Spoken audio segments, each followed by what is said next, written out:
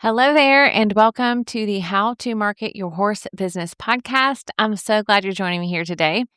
As you've likely guessed by now, my name is Denise Alvarez, and before we dive into today's guest and a great conversation that I know you're going to get so much from, I'm going to quickly introduce myself just in case for new friends, and then we'll dive right in. As I said, my name is Denise Alvarez, and through my business, Storm Lily Marketing, I get to help dream-chasing horse business owners like yourself to grow your business with clarity, with confidence, and with purpose. Now, I do this primarily through business coaching and then also education, such as this podcast and some online learning resources for you all as well. And all that I do, friends, is so that you, as an equestrian entrepreneur, can be out doing what it is that you love to do most, whether it is behind the camera lens, in the barn, in the arena, in the show pen, at the computer, wherever it is that you are serving the equine industry. I want to help you do more of that. And so today we are doing that by way of continuing our conversation on sales. Last week in episode 202, I shared with you 3 powerful sales practices for equine entrepreneurs. So if you've not yet listened to this episode, after today, go back and listen to number 202. You can do that super easily, by the way, for any of these episodes. It's based on the episode number. So if you go to stormlily.com/202 for episode number 202, you'll get the show notes there. And so the same for today. If you want the show notes for today's episode, just go to stormlily.com/203 because there I'll have the links for you, the highlights of our conversation, and then also the links for you to Sausha's website, Facebook, and things. And then as well, she's going to give you some book recommendations, and I will put that in the show notes also. Okay? Now, here's the thing. Here's why we're doing a 2-week series on sales to start out the year.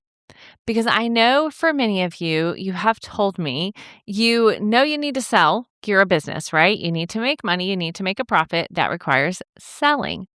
But it's not always easy. It can feel awkward. It can feel last minute and haphazard, or you're afraid of being pushy.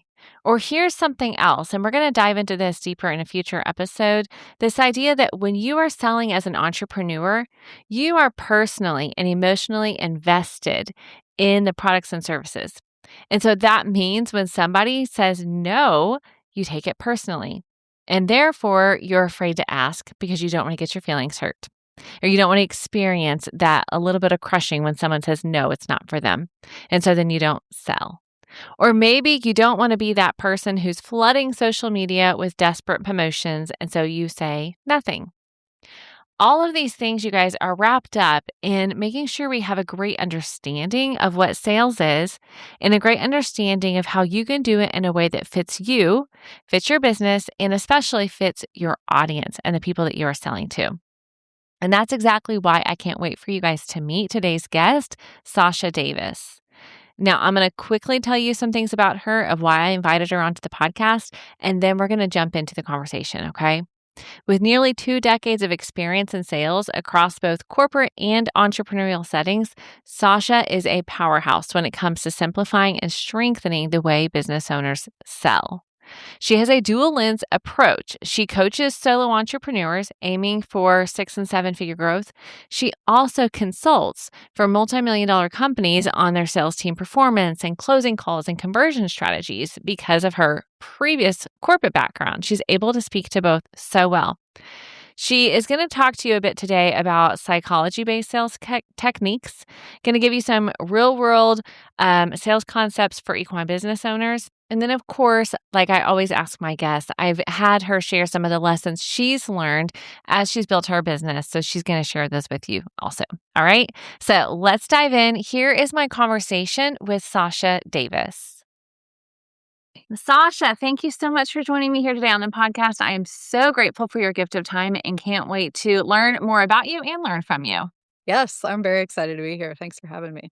Yeah, you bet. Now, my first question, I always preface this by saying, I realize this is a big question, and there are some podcasts that just focus on this one question about what your background is. But I want to give you space to share and not feel like you have to fly through, because I know it's a big question. But by answering this question, it sets the groundwork and it helps people to really understand why you're here today and why they want to learn from you. So I know that just from my looking online, you're a mom of four, you're a ranch gal, you're a sales expert, but that's the now, right? Tell us a little bit about your background, how ranching and horses came into the picture, and how you became a sales coach. Yes. Well, I've had horses about my entire life. Like I was bit by the horse bug very, very young. So I've grown up with horses, and I'm the only person in my entire family that still has horses. Everybody else No has just way. yeah. So I'm like I'm carrying it on. Right? I feel the need to carry the torch on throughout the generations. Yes. But I grew up on a small farm, so that's always been kind of, in my blood, in my background. And so I kind of had a rough childhood, to be honest. We don't have to get into too many details if you want. We definitely can. But my parents split, and I went back and forth between parents for a really long time. Ended up growing up with my dad on the farm, and ended up there was a point in time where I didn't even think I was gonna graduate high school, but I kept telling myself, like, "What would a normal person do?" That was kind of like my mantra, my North Star for a very long time. Because again, I did not have, your typical upbringing, and so I ended up graduating high school, and then after that, I was like, "What would a normal person do?" They would go to college. After college, what would a normal person do? A normal person would, go get that corporate job and climb that ladder, which I did. But simultaneously, I then went and got my therapeutic horseback riding certification too. So I was also teaching therapeutic horseback riding, and I did that for about 6 years. So that also kind of fed my soul with the horse side. I had my own horses, but I was also, teaching children with disabilities and using that. But I was climbing the corporate ladder, and I was in sales and customer service and marketing and, kind of all of that. And they tell you that the American dream is to get this 9 to 5 and make all this money and do these things and buy this house and get married and have kids. And I did all that. I was on track for all of that. And so I was pregnant with my first, and I still had that corner office. I was in corporate management at the time, working like 14, 16 hours a day. And I was like, this sucks. Like, this is awful. And, started to think about what life would look like when I came back to work after maternity leave. And it was a whole nother thing because they had told me I was only going to get 6 weeks off. Well, turns out FMLA gives you 12 weeks off, which still is a joke compared to other countries. There's other countries where you get 6 months, 12 months, 18 months, like United States. That's a whole nother thing. But anyways, so I fought them on that, ended up getting my 12 weeks, come back to work, and had this come into Jesus moment where it was like, why am I working 12-hour, 14-hour, 16-hour days to have somebody else raise my kids? Like, this just doesn't even make sense. And so I had always been in leadership positions, sales positions, stuff along those lines, most of my corporate career. And somebody planted the seed that was like, why don't you go out on your own? And for some reason, I just couldn't let that go. And so I ended up giving notice a few months after I went back from maternity leave. Didn't really have a plan, but I'm one of those people that's like, come hell or high water, we're gonna make it work. And Yeah. so I did. I actually started off in like life and health coaching space because newly postpartum, trying to get, everything back into shape type of thing, back into shape, quote unquote. I found out very quickly that I did not want to be a life and health coach. And so people started coming to me again for business coaching, sales coaching. And so I just was like, this is a sign, and went really all in with that. And that was almost a decade ago. So, and fast forward, here we are today. There's a lot that has happened, Right. in between those years, but that's kind of the shortened version of the backstory. First of all, you did a lovely job with that. I realize sometimes, like, that can be a struggle to go from, like, childhood to here we are now. And that's a huge question. But you really did a beautiful job capturing, because I think that, and I talk about this on the podcast, right? There's a heart behind your business. And so those personal pieces truly do impact how you show up in your business. They impact those mindset pieces and how you build your business and how you coach others. And so those are really crucial pieces. So I appreciate you leaning into and sharing some of those. So you said you're a ranch gal as well. So tell me about that. You live on a ranch now. You married a ranch guy. How'd that happen? So I grew up on a farm. I've always lived on a farm. It was always something that, was close to my heart, and having horses. And I've always wanted to be a rancher. Like that was, my dream growing up, which is kind of funny because that's not really something that a lot of people dream about. Now it's like everybody's dream ever since Isn't Yellowstone, that but it's been my dream since I was like 10. So anyways, fast forward, I met my husband. My husband was not a rancher, but his family was a family of ranchers. They since have sold their ranch, but we lived in Iowa, and we had tried to buy a farm or a ranch in Iowa where we had lived for so long, and you just can't buy land there. Like everything is crops and fields, and you just can't buy anything. And so we had always traveled out west, and we had traveled to Montana and Wyoming and Colorado, all the places out west, just about every year. And so one year back in, I think, 2018 or 2019, and I had been working remote for a while now, and on the way back from that big road trip, we were like, why not just buy something out here? Why not just move out west? And so that planted a seed, and we ended up fixing up our farm in Iowa because we had bought our own farm at that point. Um, a smaller farm, not like a big farm, more of a hobby farm in Iowa. So we'd fixed up a few things on our farm, sold everything, bought an RV, traveled in an RV with our kids. I boarded my horses for a while, packed up our big dogs. I have a Newfoundland, and so we got these big ass dogs and 3 kids, a newborn. My baby was 2 weeks old. Like, we didn't think our house was going to sell that fast, but it was in like the heat of the market. And so, I mean, I had a baby, and like 2 weeks later, we were on the road, and we traveled in an RV for a couple of years. And then, we were in Southern Oregon, just traveling around. We spent a lot of time in Montana, spent a lot of time in Wyoming, some time in Utah, Arizona, just kind of all around, and made our way over to Southern Oregon. And then my husband got talking to some ranchers out here, and ended up landing a job for this nonprofit ranch company. And so we actually maintain one of many ranches. So we don't own this ranch, but we are part of a nonprofit of ranches that what we do is, for those who can't pass their ranch on to their heirs, we take over the ranch so that the ranch isn't lost to big, ugly Oh, wow. corporations. Yeah. So the ranch that we maintain is a little over 300 acres. We got about 100 head of cattle, cow calf pairs.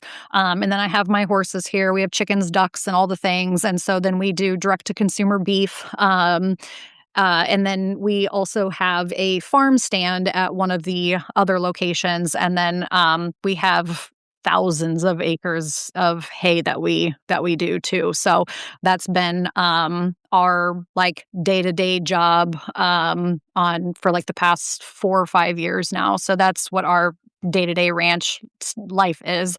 But this year we are hoping, either this year or next year, we're hoping to purchase our own ranch too, and then kind of continue our own operations as well, because I would love to be able to host my own retreats and do some things with equine therapy and horses and cattle and stuff like that on my own, aside from the nonprofit. But that's how we are in the space right now, and so it's been kind of cool.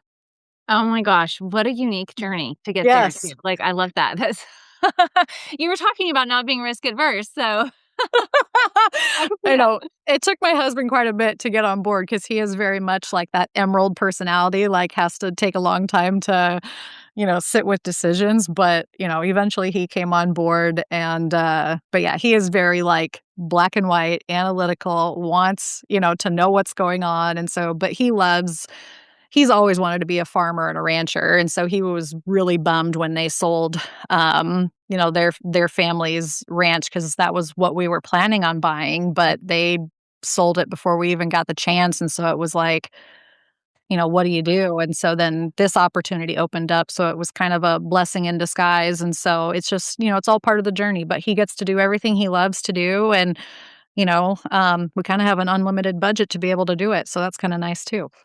Yeah, you're learning what works, what doesn't work, and what you enjoy and all those things too before you do it on your own. So, yeah, Yes. it's really neat. Yep. I love that. It's pretty cool.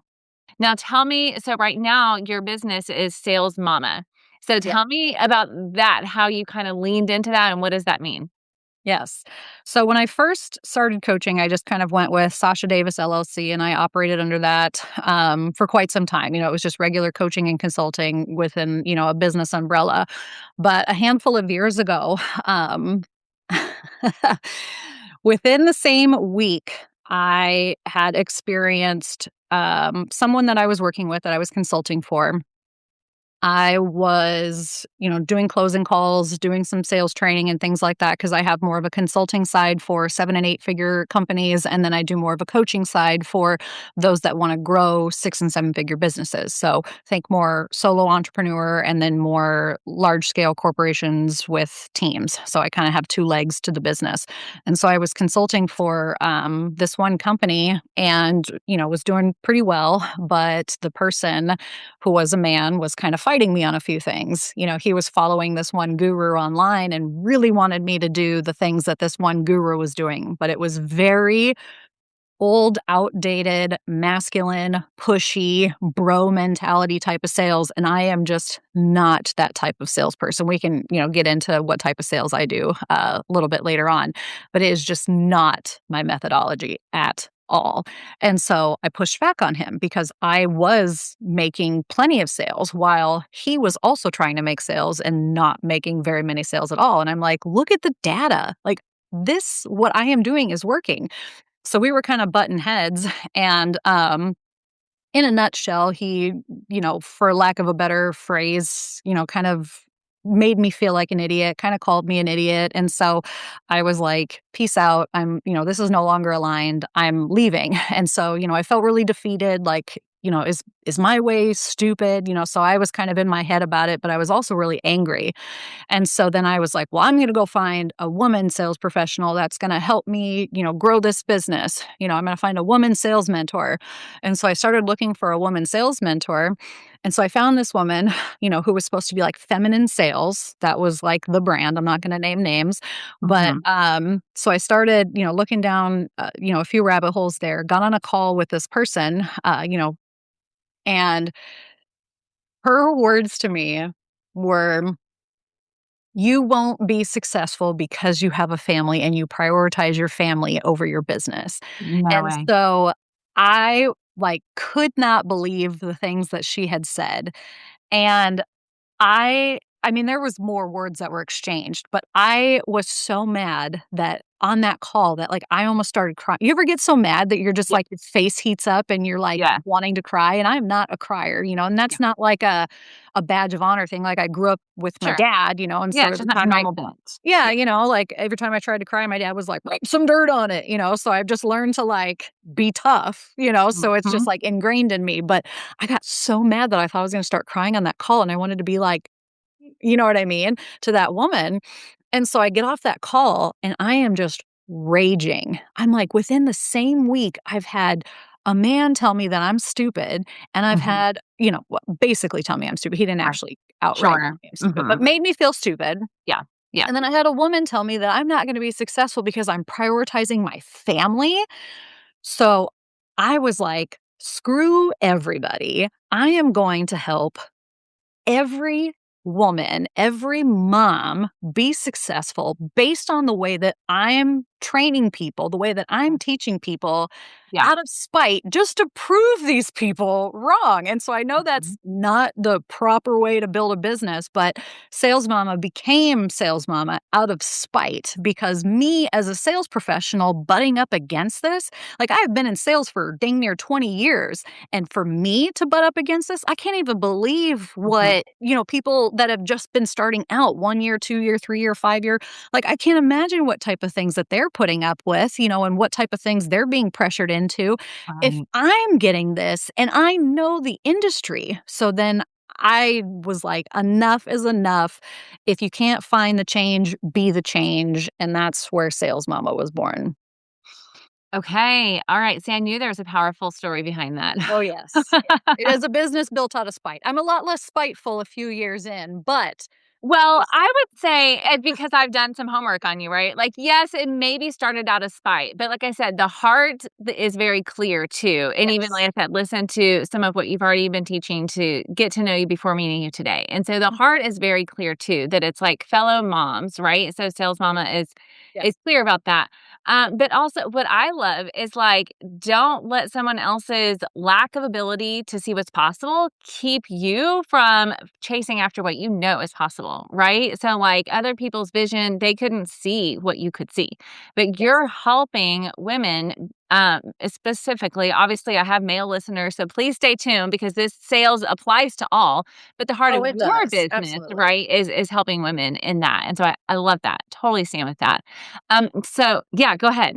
I was gonna say it's interesting because as Sales Mama brand grows, I've actually helped more men too because they start Mhm. to resonate with the message. Obviously, not the motherhood side of things, but how I teach sales and how it resonates with them, and not that pushy bro, type of method, and how it prioritizes their family and not working 100 hours a week and Right. never seeing your children. And so I've actually privately coached lots of men. They're not Mhm. in the group because the group is, specifically for women, Sure. but I've actually coached a handful of private men because of what they saw resonated. So it's been interesting to see how things have had That's scaled really and neat. what type of people are seeing what we're doing. So Yeah. Well, and human. It's human centered, right? That's the yep, thing. Like the other messaging and the other method can only last so long. yep, It's just inevitable. We are humans built to connect with humans.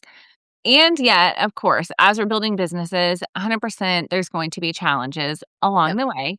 And like you said, you're very open and honest already about your story and what you've learned along the way. So I would love if you would share some of the things that as you've built Sales Mama, that have maybe surprised you or challenged you in this process.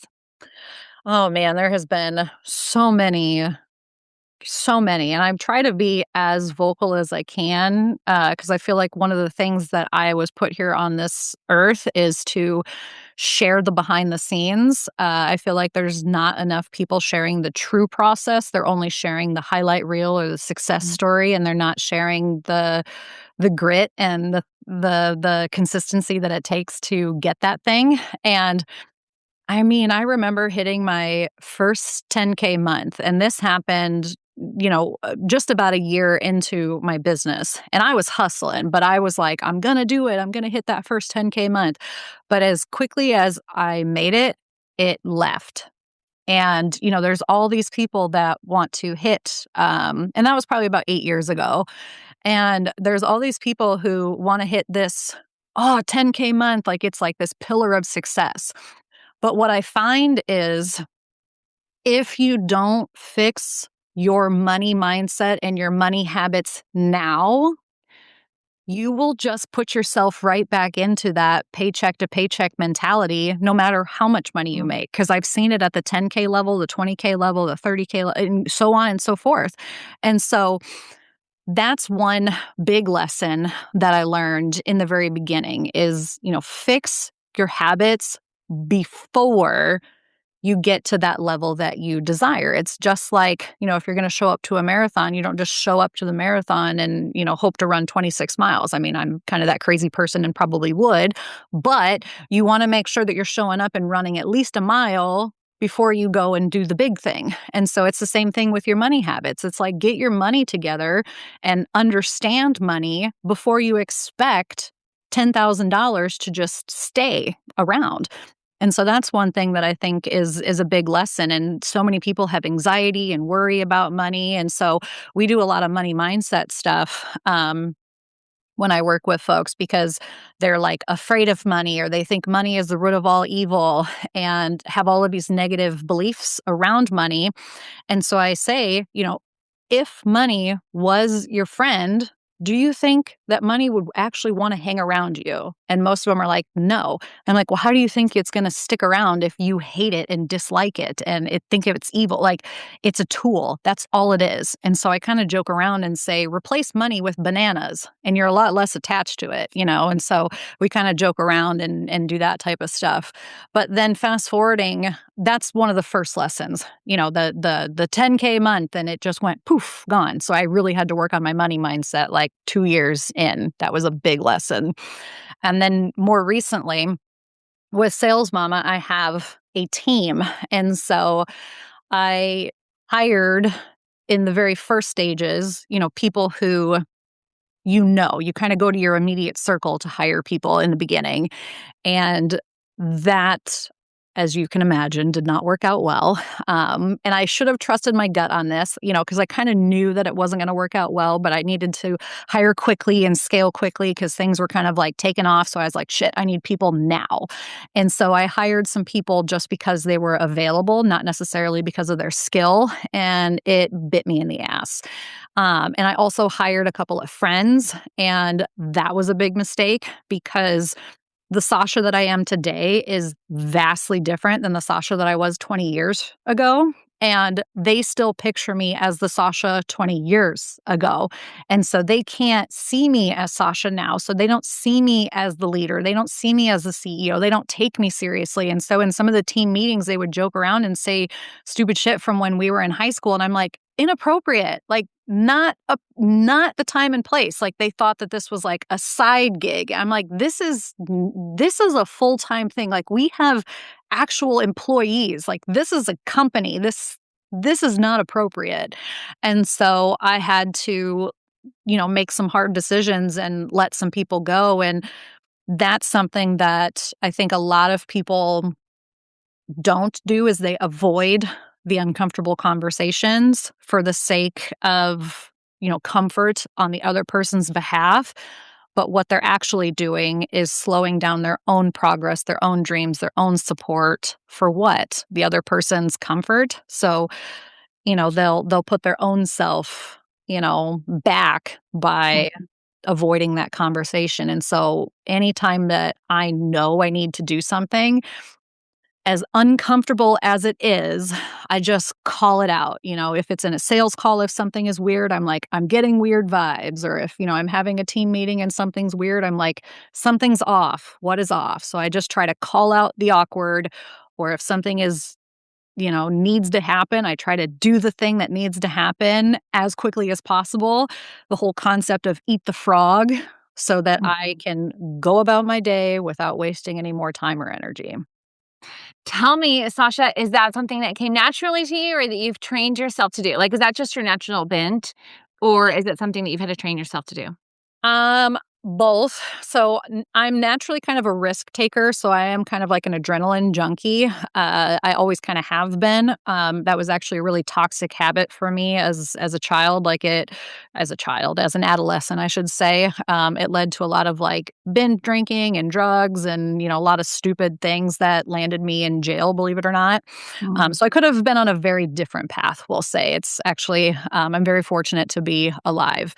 So I do think a lot of those like addictive type of personality traits, kind of I've transitioned them into a way to where they have helped me in business. So I do think that my risk tolerance is high, but I still had to train myself to show up as that leader and to say things in a way that come across effectively and not let my feelings navigate the entire conversation. Like I can have big feelings and process my feelings. I do not shove my feelings down anymore. I think that's another thing that people do is they just shove their feelings down, and that can then manifest into physical symptoms, which again is another topic for another day. But I've learned to process my feelings and then have a conversation with somebody so that I can remain neutral throughout the conversation, because old Sausha was very reactive, like very Mm, reactive. yeah. Anger was my go-to emotion, so I would just be pissed off all the time. But now I can be chill through just about any type of conversation. I mean, anybody could come to me with just about anything and I can like be neutral through it. And so I had to learn that skill. So, That's so good, Sasha, because man, that personal work, there is just zero possibility of not doing the personal work and showing up as an equestrian entrepreneur in the way you want to show up. Like it's just, I just continue to see more and more personally and with my clients, like how connected that is. And then with podcast guests too, that come on and share their experience. And it's that piece that often we don't talk about as much. And mhm, often, understandably, it's super private. I don't talk about it a whole ton either. I'm like, I've been diving into some of this personal work and yeah, managing emotions and allowing myself to experience emotions. And it's very personal. yeah. And it's so connected to the way I show up in my business, right? And the way I see things. And so I appreciate so much your honesty in doing that, because I want listeners to hear like some of the things you're talking about, that for them to see what's possible on the other side requires that little, not little bit, that big bit, right? Of personal work on the inside of that, that then allows you to show up the way you want to. So I really appreciate your honesty on that. I'm curious if you're willing to share, was there a particular resource or was there a particular, there is never a magic wand. So there is never, I never want to put out like as if like, if you read this one book or do this one thing, that's not what I'm trying to say.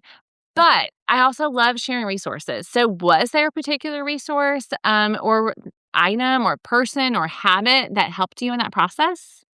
The very first book that I remember that was kind of changed the game for me. I have a ton of resources. I'm a book junkie. I read about a Same. book a week. Like I'm very into personal development and business development. And I'm a big believer that in the ability that you grow yourself is the ability that you grow your business. And the ability that you invest in yourself will also return on your investment on your business and your growth that way. So I'm a huge believer in that. Like if you're not willing to invest in yourself, like why would other people want to invest in you? You know? Um, Anyways, I digress. So one of the books that I recommend is called Hal Elrod, The Miracle Morning. And so I do really like that book because it's really setting your day up for success. And I think there's a lot of people that just really skip that and go straight into, chores and kids and work, and they just don't really take time to energize themselves before. And so it's like starting your day on an empty battery. And we wouldn't leave home without our phone charged. We wouldn't have a Zoom meeting without our computer charged. We wouldn't do a lot of things without something at least being 50% or more charged. But yet we're starting our day a lot of times on E or on reserve. And so that's one thing that kind of changed the game for me. And he now, since his original book, has one for entrepreneurs and other folks too. But I'll save you the book if you don't want to get it. I think it's free on Kindle, but you can also purchase it obviously. But the concept is the Savers program. And so what that stands for is silence, affirmations, visualization, exercise, read, and scribe. And scribe is AKA for journaling. And so what that does is you're taking that time for yourself. And it can be as little as 10 minutes. Like it does not have to be this big, long hour routine. He does say work yourself up to an hour, where you're doing like 10 minutes of each, or, maybe you do 30 minutes of one and a minute of each of the others. And so typically what I do is a half hour of a chunk of them and then a half hour of workout. And so that's really how I set up my day. And I get up about 5 a.m. and I'm done about 6. By that time, I'm like coffee, chores, by that time I'm done. I'm getting the kids up about 7 a.m. and, starting my day. But I start my day with me now. And I have noticed that I actually did an experiment on myself years ago where for a couple weeks I did the morning routine versus a couple weeks that I did not do the morning routine. And I just like tracked I had like a mood tracker and like all of this stuff. And I wish I would still have the like data from it. But I remember that I was way more energized and a lot nicer, and I got a lot more done the days that I actually did the morning routine. And it sounds counterintuitive because you're adding things to your day, but those things like made me feel energized. And it was like I was already being productive before 6 a.m. So it's like, I will continue this throughout the day. And so it set my whole day up for success. And I got so much stuff done. And I just felt like a freaking badass. And so I was so much more productive. And so, not saying that I'm perfect with it, but I'm probably 80/20 with it, even still to this day. And this has been like 10 years ago. Like it still sticks with me. I have actually a habit tracker on my phone that I still do it with. So that's a really good resource. If you're looking for business books, I do think that Alex Hormozy's books are good books. I will say, I do not agree with his hustle mentality. I like his business concepts.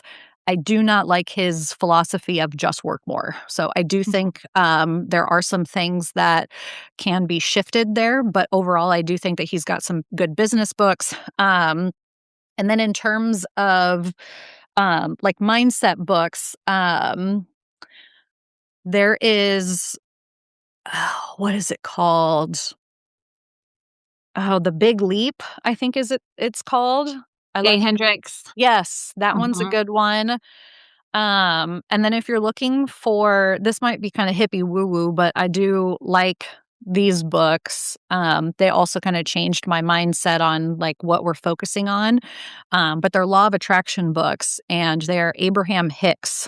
They're by Esther and Jerry Hicks, but they're all about law of attraction. And I really liked all of those books. But, for those that are kind of not into that type of stuff, they probably won't like those. But I really liked those. But they're from like the 80s and 90s. So they're a lot older books.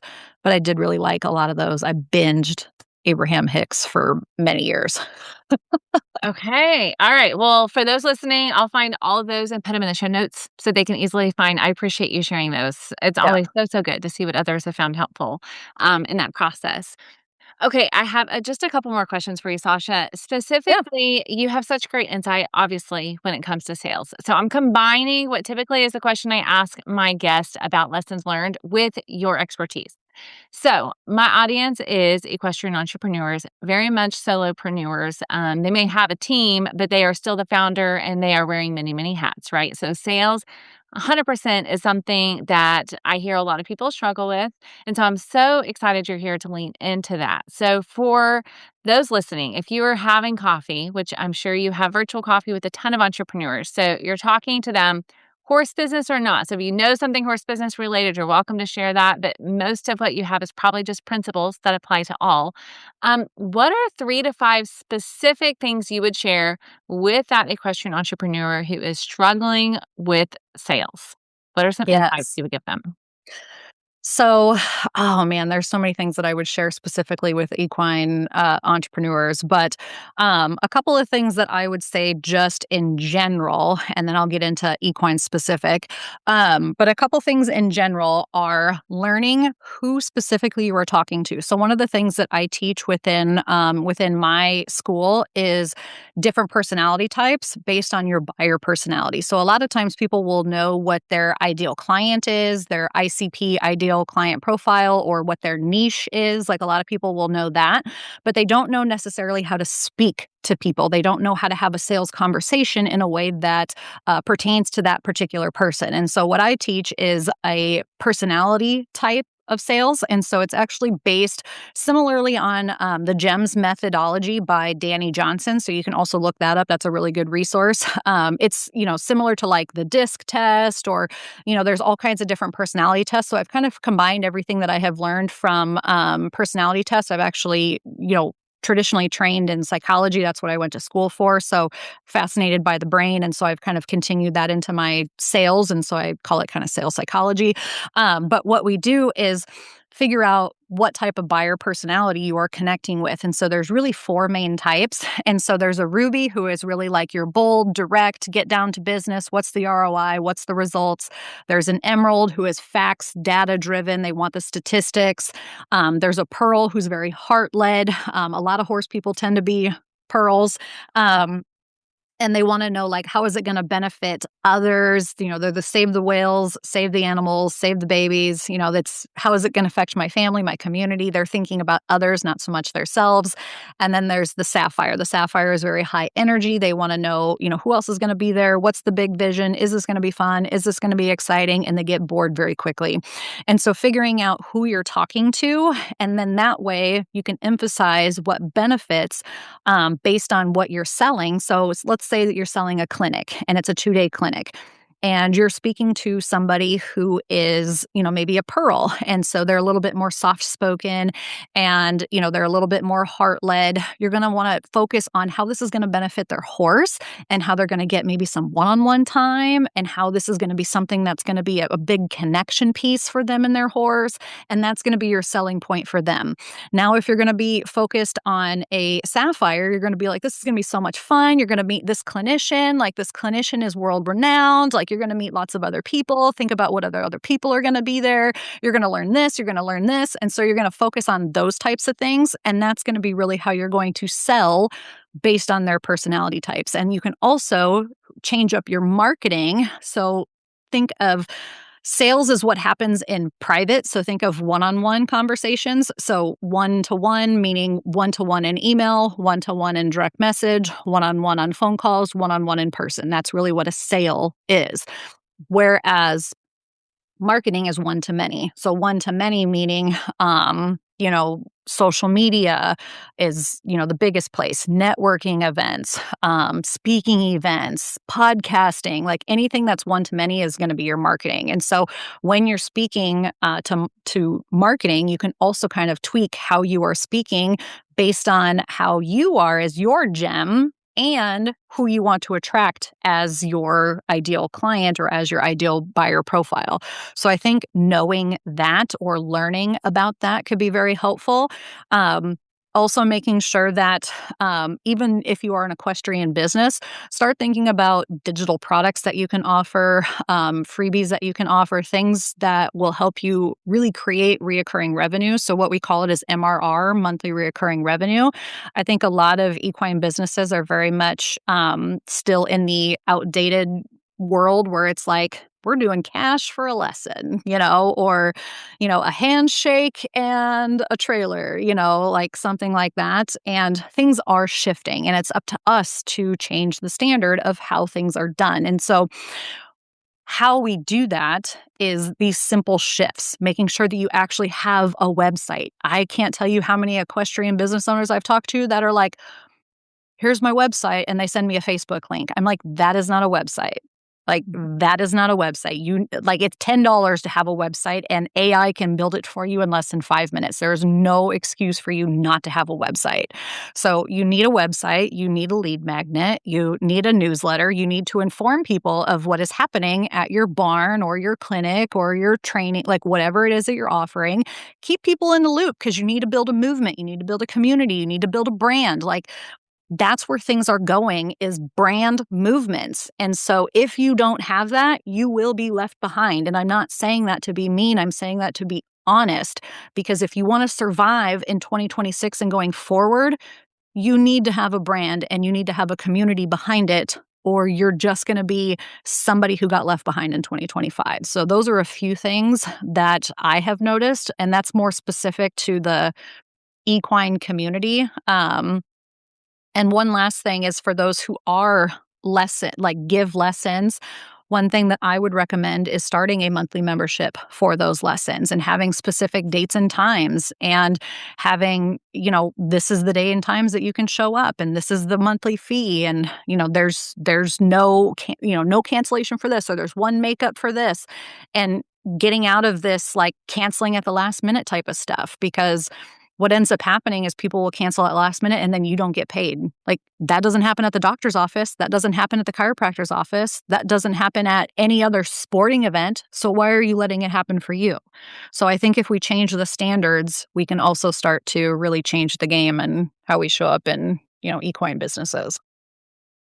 So good, Sausha. You're just like on fire. I'm like, I love I it. could keep Um, going, but I'm going to stop for the sake of time because I get really fired up about some of this stuff. It's so good. Well, and yeah, there's so much of that, again, melding together of like the mindset piece and how that mixes together. Because even early on when I started the podcast, I talked a lot about this idea of so many horse business owners that they are looking at it and treating it like a hobby, similar to honestly how you said your friends were treating your business, right? And not taking it seriously. And so then what happens is when you don't take it seriously and you don't treat it like a business, your clients and your customers don't do that either.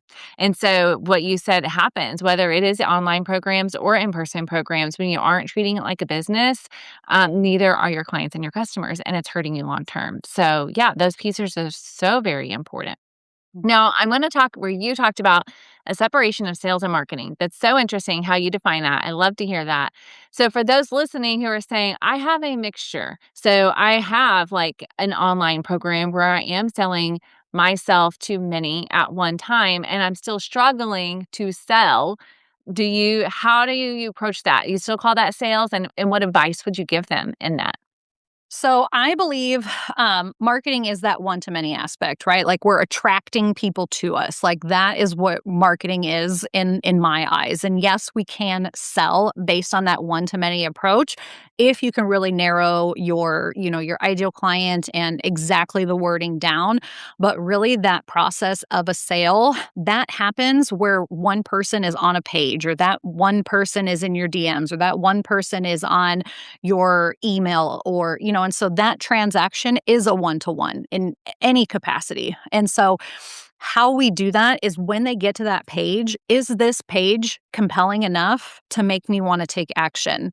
And if you aren't going to take action on your page, the other person is not. And so what I typically see is people will have pages that are either too simplified or too complicated, or they have too many steps or not enough steps.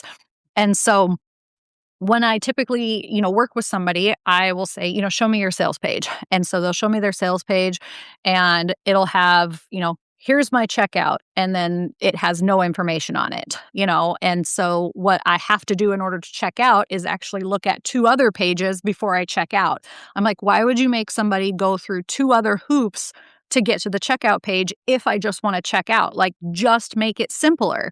And so that's where I think people lose a lot of people, especially I'm thinking like low end digital products right now, like higher end digital products, or higher end products. You're going to probably have a phone call conversation with them. Like, anything that's probably over $1,000 or $2,000, you're going to want to have some type of conversation with them, either through the DMs or on Zoom or on a phone call. But anything that's going to be lower end, like 500, 100 or less, you can probably sell, via DMs, through an automation like ManyChat or emails, or, something along those lines, Facebook ads.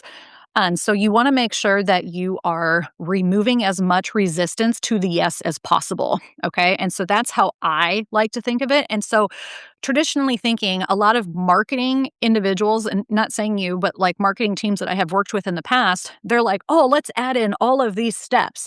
And I'm like, every step that you add in there is adding resistance to the yes. And so it's, what necessary information do we need to put in here in order for them to get to the yes? And so sometimes it's things like overcoming objections, testimonials, videos. So think of necessary things that will help with the yes, not just steps because somebody told you that you need to have 4 steps in there before you get to the yes. So some people will just have filler copy in there because somebody told them to have filler copy in there. Or ClickFunnels told me I needed 3 steps, so I'm going to put 3 steps in there. No, put all, like, if you only have 3 testimonials, put the 3 testimonials on the actual order form page above it, and let that be enough. If you don't have the things to fill out all the things, don't make it harder than it needs to be. And so I like to simplify the entire sales process, and really focus on that. So that's really where, I would say I help others shine is simplifying their sales process and then figuring out what needs to happen automatically through automations and what needs to happen through maybe like a DM setter or a sales professional, or if they don't have a team to do that yet, then what needs to happen by you personally. So good. Okay, I love that. For those listening, like, replay that because it's so true. It is that. And I will give credit to those listening who are like, "Oh, well, I've been doing that, or I've been following this method, or I've been doing this thing." Like, the reality is you don't know what you don't know. And Yeah. so sometimes I meet with people on clarity coaching calls and they're like, "Well, I did this or I followed this step." And I'm like, "Well, here's why. Let's maybe reconsider that." And they're like, "Oh, I should never have." And I'm like, "No, there's grace for you don't know, and you're taking steps to learn as you go." Yep. So 100%, if you've been following somebody and you've been trying their methods and it's not working for you, it's not converting, it's okay to look beyond that and don't shame yourself for the time you spent doing that thing because you didn't know it wasn't going to work until you tried it. So there's space and grace for that too. But also, now that you've heard it, now that you know it can be simple and you have permission to simplify the process, like take advantage of that, Yeah. and see ways that you can make it simpler and easier. Yeah, yeah, and I think, it's also important that when you're reviewing your page, because I just reviewed somebody's page the other day, and she had very mixed messaging. You know, she was talking to, educators and also people who wanted to take lessons. And so it was like 2 different people on the same page. And so it was mixed messaging throughout.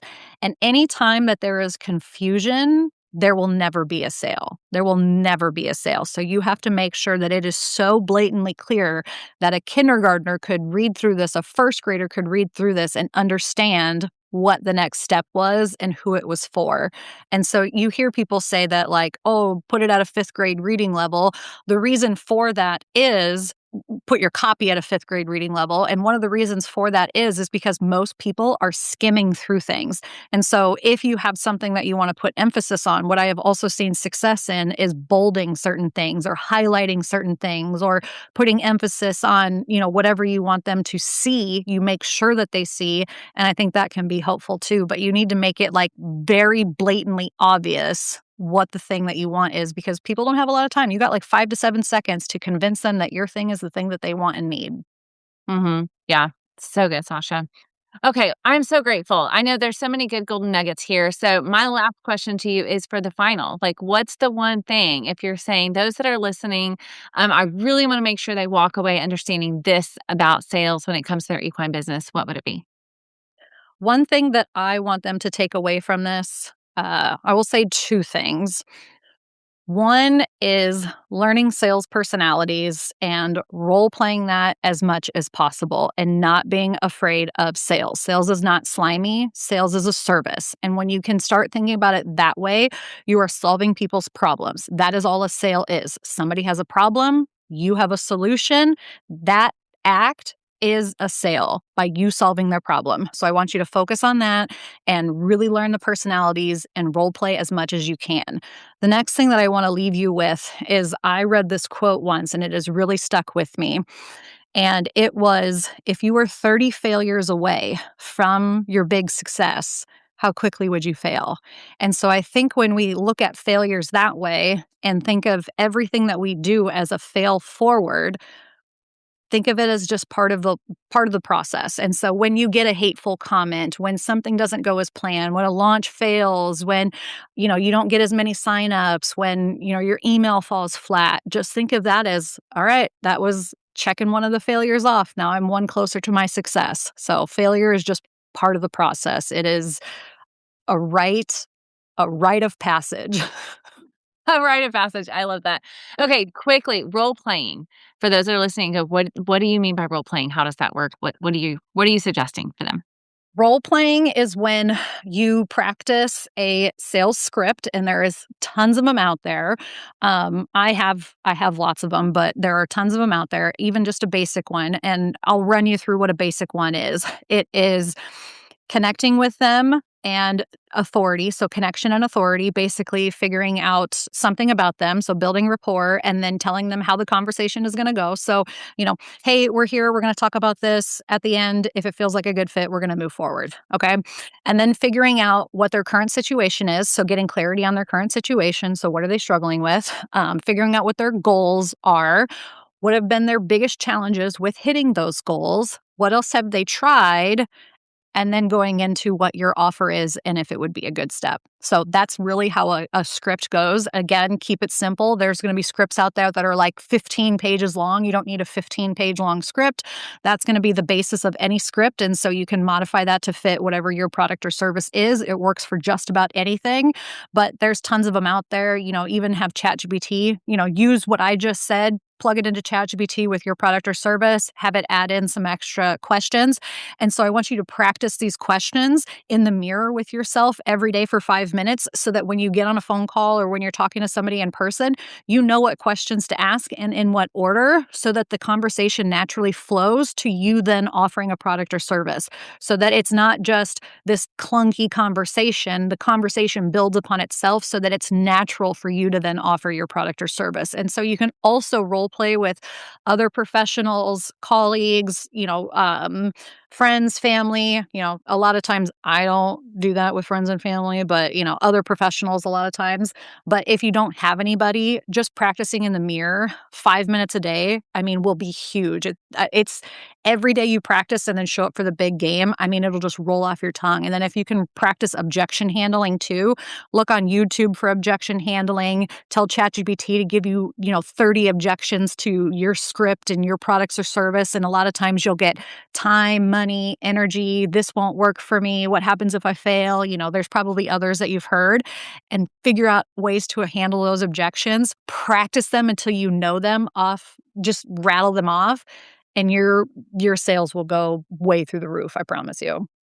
That's phenomenal. Like, that is like a high point to end on there, and something that probably for you sounds almost simple, but again, because you're in it every day, right? So for those who Yes. are listening, they're like, "Oh my gosh, I wouldn't have thought of that." That's the beauty of working with somebody who knows what they're talking about. So thank you for that, Sausha. That's amazing. All right, friend, before we go, tell everyone where they can find you and connect with you online. Obviously, I'll have it linked in the show notes, but they may be sitting right now and want to pull out their phone. Where can they find you? Yeah, so you can find me on the Sales Mama podcast. I talk about a lot of this stuff over there, but I'm most active on Instagram. My personal brand page is Sausha.Davis. And then we have the Sales Mama School page as well, but you can find me on just about any platform: TikTok, LinkedIn, YouTube. I'm everywhere. Perfect. All right. Thank you so much. I really appreciate it, and I know my listeners do too. Thank you. Okay, friends, I hope you enjoyed that conversation with Sasha and not only enjoyed it, but truly are walking away with some practical strategies you can apply in your business. I thought it was super interesting to hear her take on sales and marketing. Like I said, that is a conversation I've had here on this podcast, obviously, because it's the How to Market Your Horse Business podcast. So we've talked about, and some other guests have mentioned their views on how to define marketing and sales. And so to hear Sasha's take that sales is one-on-one, I think lends itself well to the fact that that's what her specialty is. And that's why she's able to coach on that, is that one-on-one sales conversation. So I definitely think you can apply what you've learned here if you are trying to do one-to-many. And here's a practical way you can do that. If you look, for example, at those different sales personality types that she shared, the GEMS framework, and you can look at those. And when you are writing social media copy, when you are writing your sales page copy, you can make sure that you have copy in there that speaks to each of those different types, right? Now, also noticing that those different types will help you attract, let me see this better. Knowing those different types will help you attract those right people. And hearing her breakdown of that, I bet some of you were like, oh yeah, those are the people I want in the room. And some of you were thinking, you know what, if that's the thing they're looking for, or if that's what's going to help them convert, that doesn't really align well with me and my business. And that's okay too. So again, you've heard that on this podcast before, knowing your audience inside and out, knowing who's a best fit for you in all of the different ways is going to help you create marketing messaging that will attract the right people. And then, as Sasha helped us to really clearly understand, it's also going to help you in those one-on-one conversations. Okay. So make sure you go visit the show notes to get the highlights from what Sausha shared today. Again, that's stormlily.com/203. And if this was helpful to you, I would be so grateful if you would share this episode with a friend. Let someone else know that How to Market Your Horse Business podcast is the place where they can learn practical and strategic strategies to grow their horse business with clarity, confidence, and purpose. All right. Thanks so much for being here today, friends. Continue to join me here on the podcast. I've got new friends to introduce you to in the coming weeks. And in the meantime, have an amazing day. I'll talk to you soon.